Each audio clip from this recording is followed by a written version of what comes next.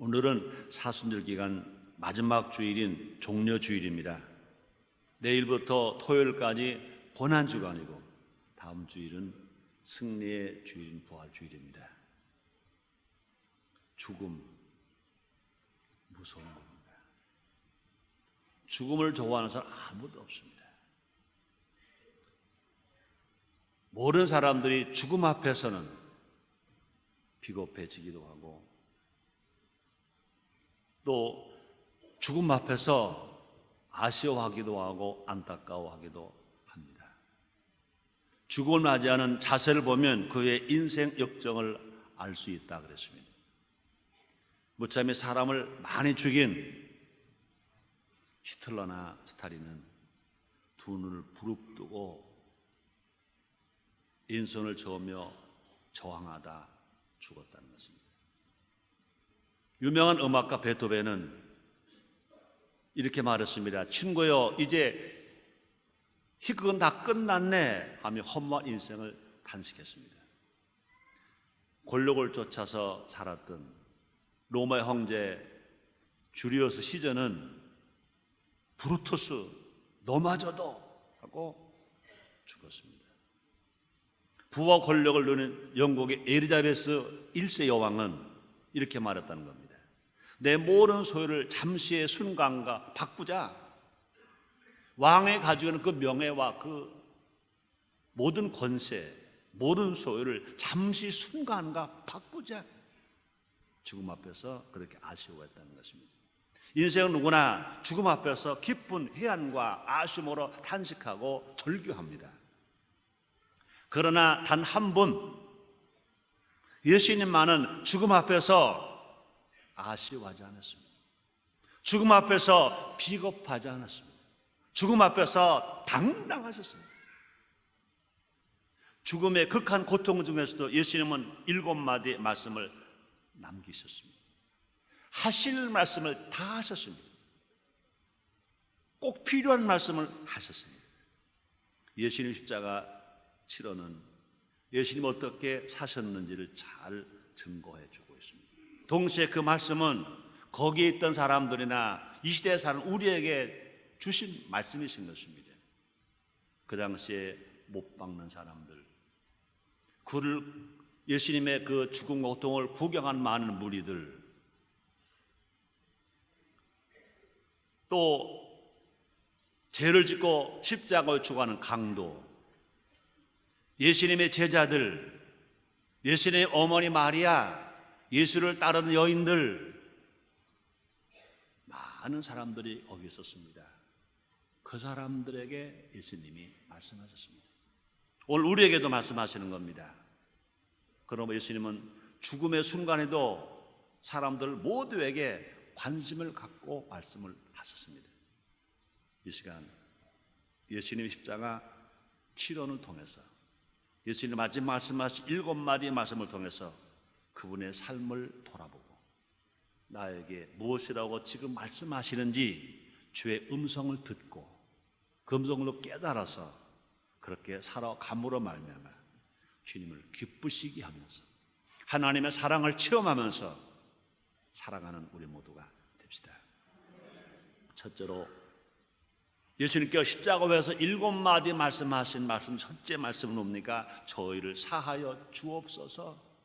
저희를 사하여 주옵소서. 그렇습니다. 누가복음 23장 34절 말씀이 있습니다. 이 예수께서 가라사대 아버지여 저희를 사하여 주옵소서. 저희 하는 일 알지 못함이니이다.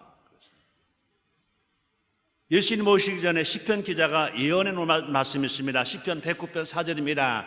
나는 너를 사랑하나 도리어 너는 나를 대적하니 나는 너를 위해 기도할 뿐이라 말씀이 있습니다. 예수님이 십자가에서 7마디 말씀하신 것 중에 첫 번째 말씀은 당신을 죽이려는 원수를 위한 용서의 기도입니다. 십자가에서 하신 말씀, 지금 우리에게 주신 말씀, 용서입니다. 용서. 예수님은 처음부터 끝까지 용서의 삶을 사셨습니다. 하나님이신 예수님이 이 땅에 오신 것은 의인을 찾아온 것이 아니라 죄인을 용서해 주러 오셨습니다. 그러므로 저와 여러분 모두가 다 그냥 의인이 아니라 우리 하나님이, 우리 예수님이 용서해 주심으로 말미암아 우리가 예수를 믿고 구원받은 용서받은 의인인 것입니다. 하나님 아버지께 인간의 범죄는 또 무지 때문이다, 알지 못하는 것 때문입니다, 그러고 변화까지 해주셨습니다. 근데 우리를 용서하신 예수님은 우리 보고 어떻게 살기 원하십니까? 용서하며 살기를 원하시는 것입니다. 그래서 마태복음 18장 21절 22절에 성경은 이렇게 말씀하십니다. 예수님이 이렇게 말씀하십니다. 그때 베드로가 나와 가로되 주여, 형제가 내게 죄를 범하면 몇 번이나 용서해 주리까? 7번까지 하오리까? 예수께서 가라사대 내가 내게 이르노니 7번뿐 아니라 70번씩 7번이라도 할지니라. 하루에 7번만 용서하는 것이 아니라 하루에 70번씩 7번이라도 용서하라.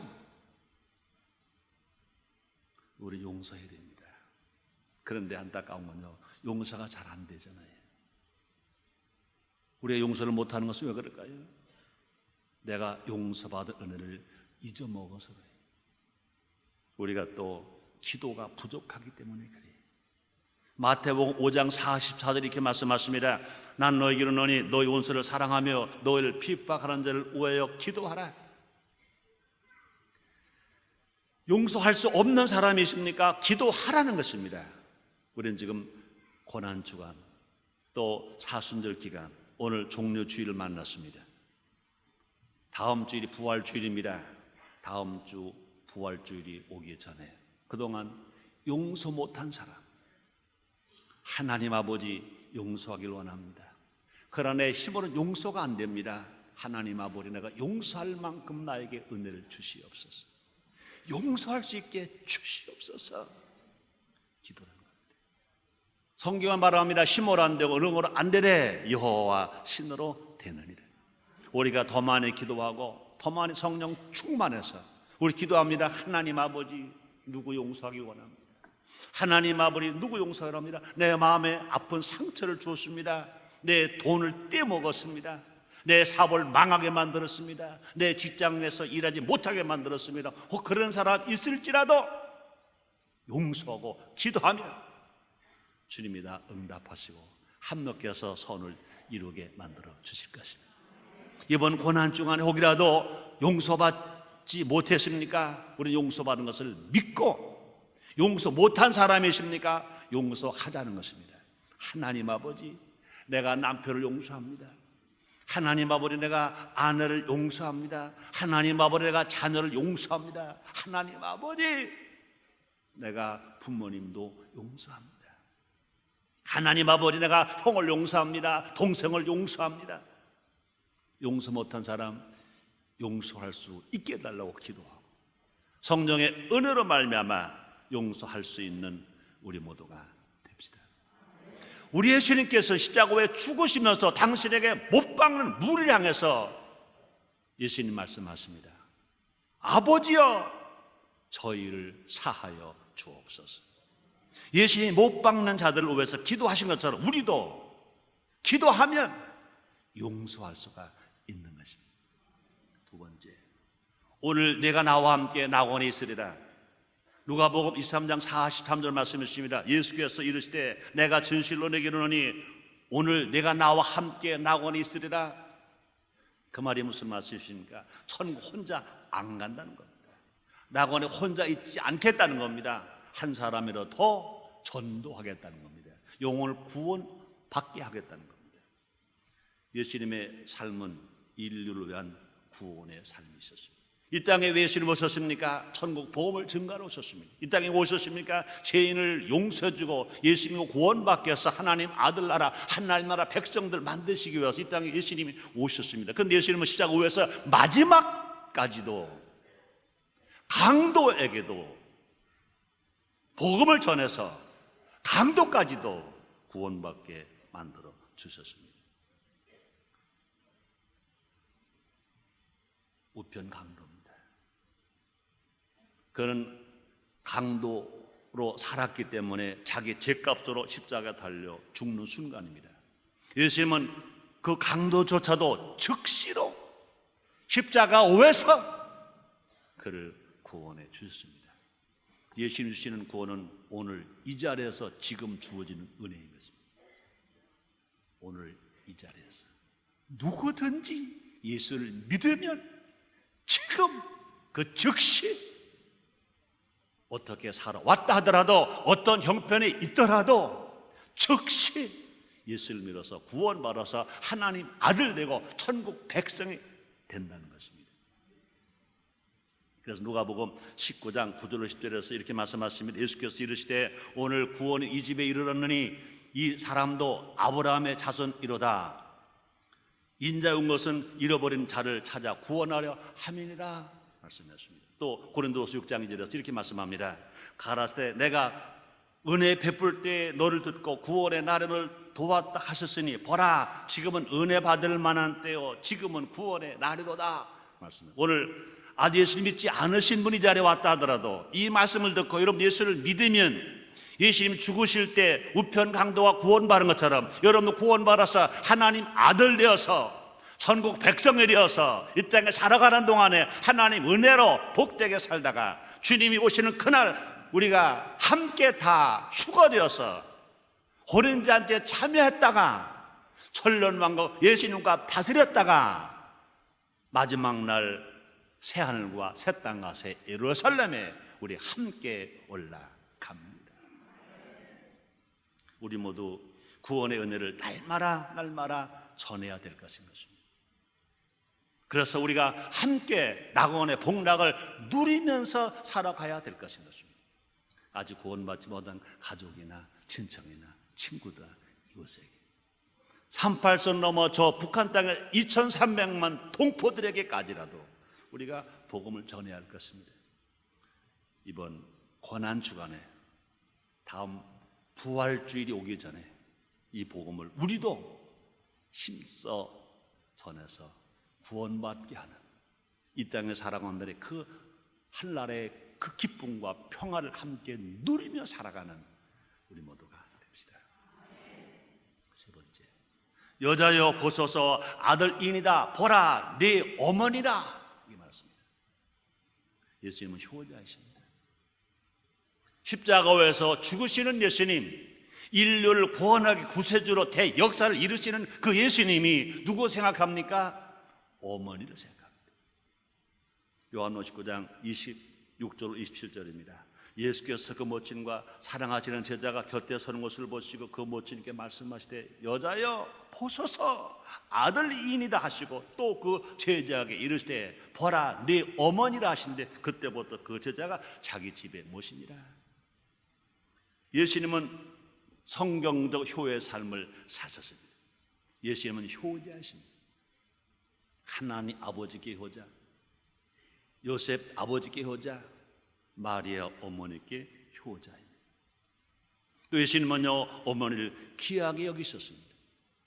십자가에서 이제 구세주가 되셔서 하나님의 말씀을 다 이루어드리기 위해서 마지막 주는 대역사의 현장에서 예수님은 어머니를 귀히 여기셨습니다. 여자여라는 호칭은 헬라 언어로 보면 여성을 향한 최고의 존칭하는 말입니다. 예수님은 부모님을 어머니를 귀하게 여기실 뿐 아니라 부모의 필요를 채워주셨습니다. 예수님은 십자가에서 마지막 죽으시면서 구세주의 자격으로 죽으시면서도 이제 홀로 남고 예수님이 가시기 때문에 예수님 어머니께 존귀함을 최고의 귀함을 또 마지막에 필요를 채우시는 그런 사명을 감당하셨습니다. 제자에게 어머니의 노를 부탁하셨습니다. 그러면 참된 효가 뭐냐? 참된 효가 뭐냐? 부모를 귀하게 여겨드려야 됩니다. 또 참된 효는 뭐냐? 두 번째는요, 부모의 필요를 채워드려야 됩니다. 간혹 보면요, 부모님의 필요는 잘 채워드려 집도 사드리고 생활비도 드리고 옷도 사드리고 마실 음식도 다 드리고 그건 잘해요. 근데 마흔에 배우지 못하신 부모님을, 연세 많으신 부모님을 정말로 귀하게 여기지 않는 자식들이 많다는 것입니다. 또 어느 사람들은요, 부모님을 귀하게 여기는 생각은 갖고 있는데 그 생활을 책임지지 못하는 사람이다. 이것은 올바른 참된 효가 아닌 것을, 진실도 참된 효는 뭐냐? 부모님을 귀하게 여겨드리고 그뿐이 아니라 부모에게 필요한 것을 다 채워드리는 이것이 참된 효인 것입니다. 우리는 예수님의 명령을 따라서 혈연의 관계를 뛰어넘는 효를 행해야 될 것인 것입니다. 효는요, 자기 부모만 한 그런 것이 아닌 것입니다. 가족 이기주 효가 아닌 것인 것입니다. 우리 모두는 하나님 안에서 모두가 다 한 형제요 한 자매인 것인 것입니다. 그러므로 친구님의 부모님도 우리의 부모님인 것입니다. 사회 모든 지도자들이, 어르신들이 모두 우리의 부모님인 것입니다. 그래서 성경을 말합니다. 레위기 19장 32절입니다. 너는 셋 머리 앞에 일어서고 노인의 얼굴을 공경하며 네 하나님을 경외하라. 나는 여호와니라. 이렇게 말씀하십니다. 그러므로 성경적 효가 뭐냐? 하나님이 사랑하시는 것은 모두가 다 사랑하는 겁니다. 하나님의 사랑하시는 것은 모두 다 사랑하는, 이것이 성경적 효인 것입니다. 우리 속담에 그런 말 있잖아요. 자기 부인이 좋으면, 자기 마누라가 좋으면 자기 마누라 집에, 자기 처갓집에 말뚝복으로 절하라. 우리가 그런 걸 안다면, 정말 우리 하나님을 사랑한다면, 우리 하나님이 좋다면 하나님이 사랑하는 모든 대상을 다 사랑해야 됩니다. 하나님은 가족을 만들었습니다. 우리는 가족을 사랑해야 됩니다. 하나님은 자연을 지으셨습니다. 우리는 자연을 보호하고 자연을 사랑해야 됩니다. 우리는 지난 며칠 동안 중국에서 날라온 황사 때문에 눈을 뜰 수 없을 만큼 어려움 당했습니다. 유치원과 초등학생 학교를 이틀씩이나 못 갈 만큼 어려움을 당했습니다. 왜 그렇습니까? 중국 사람들이 진작 예수를 믿고 자연을 사랑하고 나무를 좀 많이 심었더라면 자기 나라로 그런 피해가 안 왔고 우리나라까지 그 피해가 오지 않게 만들었을 것입니다. 그런데 중국 나라 말할 필요가 없어. 우리나라도 마찬가지인 것입니다. 우리나라는 옛날부터 있잖아요. 삼천리 반도 금수강산, 물건을 좀 많이 낭비하면, 함부로 쓰면 사람들은 말했습니다. 물 쓰듯 한다 그랬습니다. 이제 물 쓰듯 한다 그러는데 이제는 물이 얼마나 귀할지 물 부족 국가가 되었습니다. 자연 사랑해야 됩니다. 나무 많이 심어야 됩니다. 나무 많이 가꿔야 합니다. 세제 좀 덜 써야 합니다. 폐수 좀 덜 내보내야 합니다. 이것도 하나님을 사랑하는 것 아시기를 바랍니다. 또 하나님은요, 사람을 사랑합니다. 하나님은 세상을 사랑합니다. 우리가 정말로 우리 하나님을 사랑한다면 우리 사람을 사랑해야 하나님을 사랑하는 거다, 그 말인 것입니다. 네 번째입니다. 엘리 라마 사막다니. 마태복음 21장 46절입니다. 제9시쯤에 예수께서 크게 소리질러 가라사대 엘리 라마 사막다니 하시니 이는 곧 나의 하나님 어찌 나를 버리셨나이까 하는 뜻이라. 예수님은 어디서나 하나님 아버지 이렇게 부르셨습니다. 그런데 여기에서만, 이 말씀에서만, 여기 본문에서만, 십자가에서 마지막 죄인의 모습으로 마지막 죽으시면서만 하나님을 아버지라고 부르지 못했습니다. 아버지여 어찌하여 나를 버리셨나이까. 예수님은 대속의 삶을 사셨습니다. 인간이 당할 죄의 대가를 예수님 대신 짊어지셨습니다. 하나님으로부터 버림받는 고통을 당하면서까지 우리를 구속하셨습니다. 예수님께서 그렇게 배고프신 것보다, 가시관 쓰신 것보다, 또 십자가에 못 박히신 것보다, 매를 맞으신 것보다 더 고통스러운 게 뭐냐? 하나님 아버지를 아버지라고 부르지 못하는 겁니다. 하나님과 분리되는 겁니다. 이것이 제일 억울했고 제일 힘들었다고 봐야 될 것 같습니다.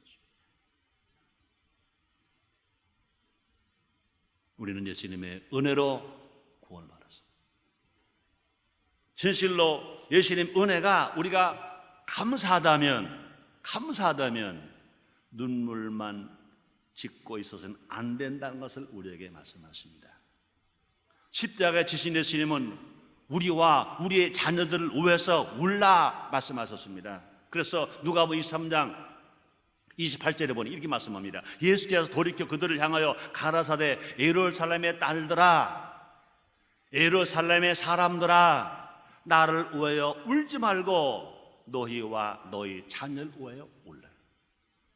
아까 여러분도 화면을 통해서 예수님께서 그렇게 가시관 쓰시는 장면, 못 박히시는 장면, 십자가 하신 장면 보셨잖아요. 그 모습을 보고 있으면 우리가 정말로 은혜 받은 것을 내가 기억한다면, 내가 구원받은 걸 기억한다면 가슴이 안 뜨거울 수가 없어요. 눈물이 안 흘릴 수가 없어요. 어느 때든지 그 모습을 보면 우리는요 눈물이 납니다. 그런데 예수님은요 그렇게 고통당하고 죽어난 나를 보고 왜 울지 말고 너를 위하여 울어라. 네 자녀를 위해서 울어라. 내가 구원 받았음에도 불구하고, 은혜 받았음에도 불구하고 내가 말씀으로 살지 못하고 다시 죄악 세상으로 넘어지고 쓰러지는 나의 모습을 보고 울어라. 너의 자녀와 너의 가정과 너의 교회와 민족을 위해서 울어라. 그 말씀이십니다. 우리는 기억해야 합니다. 아직도 구원받지 못한 영혼들이 우리 주위에 얼마나 많은지 몰라요. 그들을 위해서 울어야 됩니다. 가족일 수도 있고 친척일 수도 있고 친구일 수도 있고 이웃일 수도 있고 우리 한국 국민일 수도 있고 38선 넘어져 북한 동포일 수도 있고 세계 어느 나라 어느 족속 어느 민족일 수도 있는 것입니다. 얼굴 색깔이 검든지 희든지 노랗든지 구분할 거 없고 남녀노소 구분할 거 없고 아직 구원받지 못한 불쌍한 영혼들에서 울어라.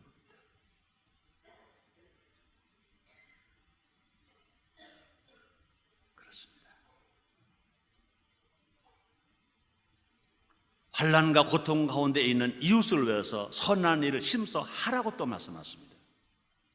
디도서 2장 14절 말씀이십니다. 그가 우리를 대신하여 자신을 주심은 모든 불법에서 우리를 구속하시고 우리를 깨끗하게 하사 선한 일에 열심하는 친백성이 되게 하려 하심이니라. 우리를 구원받아 하나님의 자녀만 되게 하실 것이 아니라 우리 모두가 선한 일에 열심하는 사람이 되게 하시기 위하여 예수님이 그렇게 고통당하시고 죽으셨다는 것입니다. 그러므로 우리는요 구원의 복음만 복음이 아닙니다. 우리가 새 사람 되어서 선하게 나눠주면서 베풀어주는 사람이 되어야 될 것을 우리에게 수도 없이 우리 주님 가르쳐 주십니다. 우리 주님 말씀하십니다. 누가복음 6장 38절에 주라 그리하면 줄 것이니 곧 후이되어 누르고 흔들어 너무 기록하여 너에게 도로 안기를 주리라. 우리는 이번 고난 주간에 아직도 구원받지 못한 가족, 친척, 친구를 전도해서 구원받게 하고 우리들의 사랑의 손길이 필요한 사람 찾아가서 나눠주고 베풀어주고 구제하고 선한 일 하는 고난 주간이 되게 합시다. 다섯 번째입니다. 내가 목마르다. 요한복음 19장 28절입니다. 이후에 예수께서 모든 일 다 이미 이룬 줄 아시고 성경을 응하게 하려 하사 가라사대 내가 목마르다 하시니 말씀했습니다. 예수님이 왜 목마르셨을까? 예수님이 목마르다 하신 것은 예수님도 참 사람임을 증거합니다. 우리 예수님은요 참 하나님이신과 함께 참 사람입니다. 육체를 가진 동물은 목마릅니다. 육체가 없는 생명은 목마르지 않습니다. 천사는 목마를까요? 뭐가 말라요? 귀신이 목마를까요? 목마르지 않습니다. 사람이 목마릅니다. 예수님은 하늘보좌를 버리시고 사람인 우리를 구원하시고요, 사람의 모습으로 이 땅에 오셨습니다. 예수님은 하늘보좌를 버리시고 참 사람이 되신 낮아짐의 삶을 사셨습니다. 그래서 가장 낮은 자리에서 섬김의 본을 보이셨습니다. 제자들의 발을 씻겨주셨습니다. 우리로 낮아져서 섬김을 살라고 당부하셨습니다. 요한복음 13장 15절입니다. 내가 너에게 행한 것 같이 너희도 행하게 하려 본을 보였노라. 이제 21세기가 왔습니다. 진실로 우리가 어떻게 살아가야 될까? 섬기면서 살아가야 됩니다. 21세기형 지도자는 어떤 사람일까? 섬기는 사람입니다.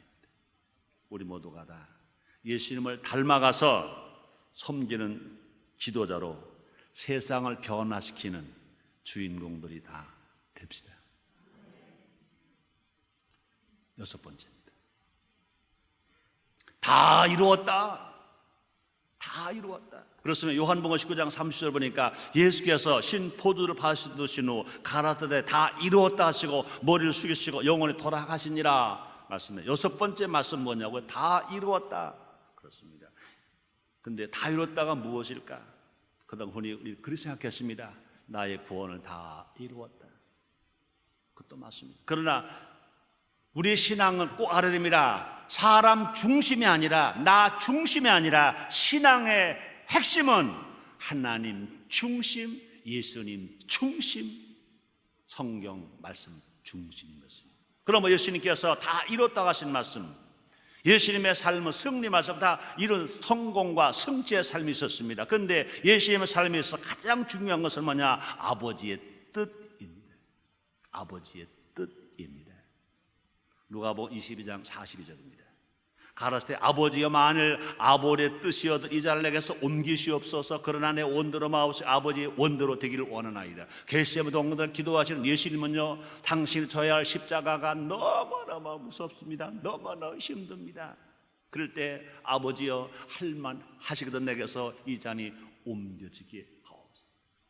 그 다음 말이 중에 그러나 나의 원대로 되지 마시고 아버지의 뜻대로 되기를 원하나이다. 예수님 제자들에게 말씀하셨습니다. 가르쳤습니다. 주여 주여 하는 자마다 천국할 자가 아니라 하나님 아버지의 뜻대로 사는 자라야 하나님 나라 간다고 주님 말씀했습니다. 예수님은 아버지의 뜻을 이루기 위해서 사셨습니다.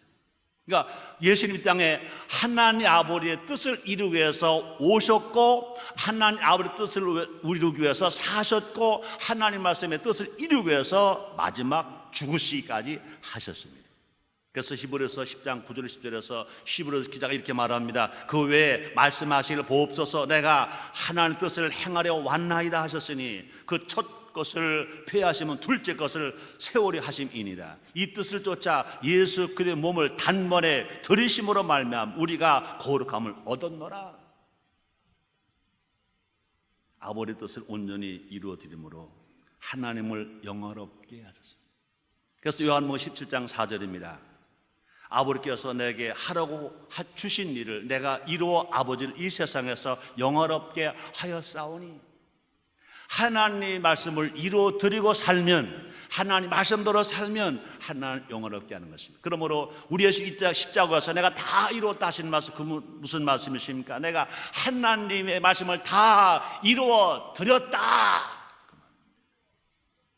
구약에서 예언해 놓으신 하나님 아버지 말씀을 내가 다 이루어 드렸다. 그 말입니다. 과연 나는 무엇을 위해 살고 있는가 생각해봐요. 우리가 그리스도인인데, 예수님의 제자인데, 예수님의 신부인데, 하나님 아들인데, 난 삶의 목적이 무엇인가, 무엇을 살고 있는가 생각해 봐야 할 것입니다. 하나님의 자녀답게 하나님의 영광이 우리의 삶의 목적이 되게 합시다. 7번째, 마지막 말씀입니다. 아버지여 내 영혼을 아버지 손에 부탁하나이다. 아버지여 내 영혼을 아버지 손에 부탁하나이다. 누가복음 23장 46절 말씀이십니다. 예수께서 큰 소리를 불러 가라사대 아버지여 내 영혼을 아버지 손에 부탁하나이다 하고 이 말씀을 하신 후에 운명하시다. 그래서 예수님의 삶은 기도의 삶이십니다. 그러므로 기독교의 특징은요, 기도하는 겁니다. 제가 그런 말 하잖아요. 기독교는 기도하고 기다리면 기적이 일어난다. 한번 따라해 보세요. 기도하고 기다리면 기적이 일어난다. 그렇습니다. 근데 기도하고 안 기다리면 기적이 별로 안 일어나요. 또 기도 안 하고 기다리기만 하면 그건 아무것도 없어요. 중요한 건 뭐냐? 기도하고 기다리면 기적이 일어납니다. 사랑하는 여러분, 기적이 필요합니까? 하나님 말씀 믿으세요. 기도하세요. 기다리세요. 틀림없이 기적이 일어납니다. 불치의 병이 치료받을 수 있습니다. 사람의 힘으로 불가능한 것이 가능하게 될 수가 있는 것입니다. 예수님이 죽음과 고통 속에서도 평안할 수 있었던 것은 하나님 아버지와의 기도의 교제가 있었기 때문인 것입니다. 여러분, 혼자라고 느낄 때 있습니까? 친족도 친구도 거래선도 다 떠나고 난 혼자야. 그때 하나님 아버지를 불러보세요. 하나님 아버지 부르면 세상은 나를 다 떠났더라도 하나님 가까이 오셔서 붙들어 주시고 위로해 주시고 힘 주시고 승리하게 만들어 주시는 것입니다. 또 사랑 여러분들이요, 사업이 어렵습니까? 아니면 병이 너무 중합니까? 가정이 깨어졌습니까? 절망이 느낄 때가 있습니까? 하나님 아버지께 문제를 내려놓으세요. 주님이 해결해 주십니다. 하나님 아버지께서 항상 언제나 우리와 함께 계십니다. 시편 기자가 말합니다. 우리 하나님은요, 낮에나 밤이나 졸지도 않으시고 주무지 않으시고 우리를 지켜주신다고 주님 말씀하시는 것입니다. 시편 기자가 말합니다. 시편 37편 24절입니다. 저는 넘어지나 아주 엎드러지지 아니하면 여호와께서 손으로 붙드심이로다. 여러분, 인생 살아오면서 안 넘어진 사람이 있어요? 손 들어보세요. 없어요. 이사야 선지자가 말합니다. 소년이라도 피곤하며 장정이라도 넘어지되 여호와를 앙마하는 자는 새 힘을 얻는다 말씀. 여러분, 넘어질 때 있어요. 쓰러질 때가 있어요. 그러나 여러분, 넘어져도 망하지는 않습니다. 부도가 나도 망하지 않습니다. 직장에서 퇴출돼도 망하지는 않습니다. 대학 입시에 한두 번 낙방해서도 망하지는 않습니다. 하나님을 부르면 하나님이 찾아오셔서 우리를 붙들어 주시고 힘 주시고 이렇게 세우시고 승리하게 만들어 주시는 것입니다. 결론입니다. 우리가 예수님은 될 수 없어요. 예수님 될 수가 없어요. 우리가 100년 1000년 살아도 예수님 될 수가 없어요. 아무리 기도가 은사를 많이 받아도 예수님 될 수는 없어요. 그러나 예수님을 닮아갈 수는 있어. 우리 모두 하나님과 사랑을 사랑함으로 예수님을 닮아가면서 예수님의 향기를 내는 우리 모두가 됩시다. 다음 주일은 부활주일입니다. 그 부활의 승리와 부활의 기쁨을 우리가 더 많이 맛보기 위해서 고난주간에 예수님을 깊이 생각하고 예수님의 삶을 살겠다고 예수님을 닮아보겠다고 애를 쓰는 우리가 될 때 성령이 도와주십니다. 기도하겠습니다. 하나님 아버지 감사합니다. 날마다 은혜를 베풀어 주시는 주님, 사랑하시는 주님, 예수님께서 십자가에서 마지막 말씀하신 7마디가 오늘 각자 우리에게 각자 나에게 주신 주신 말씀으로 받게 해 주옵소서. 이 말씀을 듣고 깨닫고 이 말씀대로 살겠다고 다짐할 때 성령의 도움을 받게 하여 주시옵소서. 예수님의 이름으로 기도드리옵나이다. 아멘.